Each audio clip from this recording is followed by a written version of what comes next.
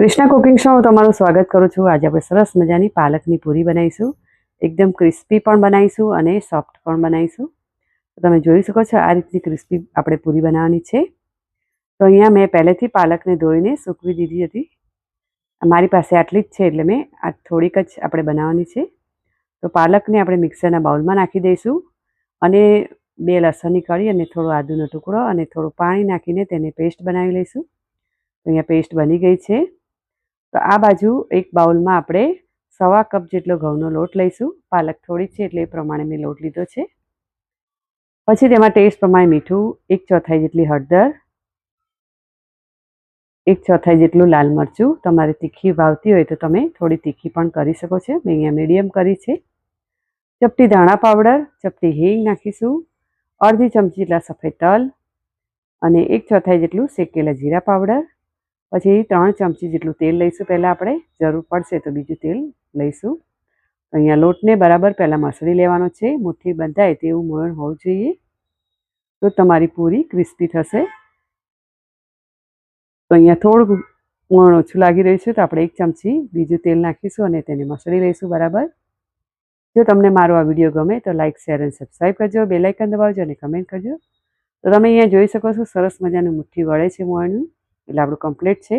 પછી જેમ એની અંદર આપણે પાલકની પેસ્ટ નાખી દઈશું અને તેને લોટ બાંધી લઈશું।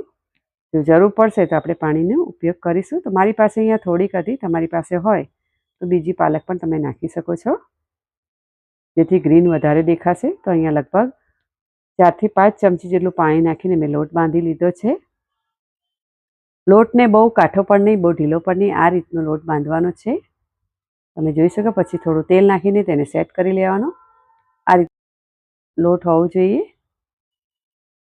પછી તેને એક મોટી લોહી આડી દઈશું। આ રીતની મોટું ગુલ્લું પાડી દેવાનું છે મસળીને અને પછી તેને વણી લેવાનું છે। સરસ મજાની મોટી વણવાની છે, બહુ જાડી પણ નહીં, બહુ પતલી પણ નહીં, એ રીતનું વણવાનું છે, તેનું ખાસ ધ્યાન રાખવાનું। તો આપણે પહેલો રોટલો આપણે પોચી બનાવવાનો છે એટલે એના ઉપર આપણે કાણા નથી પાડવાના। પછી આપણે કટરની મદદથી શક્કરપારા જેવો શેપ આપી દઈશું।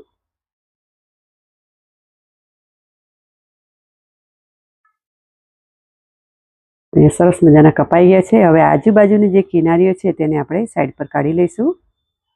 આપણે જે વચ્ચેના શક્કરપારાના શેપ છે તે જ લઈશું અને આજુબાજુની કિનારીવાળા જે બી છે તેને આપણે ફરીથી ગુલ્લું પાડીને વણી લઈશું।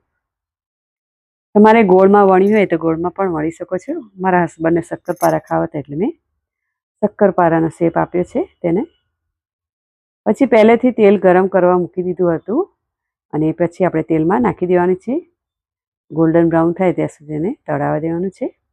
પછી તેને પલટાવીને આ રીતે તમે જોઈ શકો સરસ મજાના બધા શક્કરપારા ફૂલી ગયા છે। આ એકદમ આપણી સોફ્ટ બનશે એકદમ।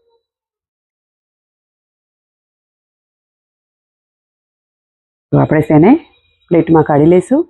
તો અહીંયા બીજા શક્કરપારાની અંદર આપણે કાંટા ચમચીની મદદથી તેમાં કાણા પાડી દઈશું જેથી ફૂલે નહીં। એ બધા કાણા પાડી દીધા છે। હવે આપણે તેને તળી લઈશું। આ એકદમ ધીમા તાપે તળવાની છે, ક્રિસ્પી કરવાની છે આપણે। પહેલાં આપણે મીડિયમ તાપે તળી હતી, હવે એકદમ ધીમા તાપે તળીશું અને ક્રિસ્પી કરીશું તેને। તેને અલટ પલટ કરતા રહીશું જેથી એકદમ ક્રિસ્પી અને સરસ થશે। અહીંયા સરસ મજાની તળાઈ ગઈ છે। હવે આપણે તેને કાઢી લઈશું। આ રીતે ગોલ્ડન દેખાવી જોઈએ। તમે જોઈ શકો અહીંયા બીજી પણ આપણી તળાઈ ગઈ છે। તેને પણ કાઢી લઈશું આપણે। તો અહીંયા આપણે બીજો છેલ્લો રોટલો વણ્યો છે તેની પર આ રીતે કાંટાને ચમચીની મદદથી આ રીતે કાણા પાડી લેવા। તો અહીંયા સરસ મજાની આપણી ક્રિસ્પી પૂરી તૈયાર થઈ ગઈ છે। તમે જોઈ શકો છો એકદમ સરસ દેખાય છે અને ટેસ્ટી પણ છે। તમે પણ આ રીતે જરૂરથી બનાવજો।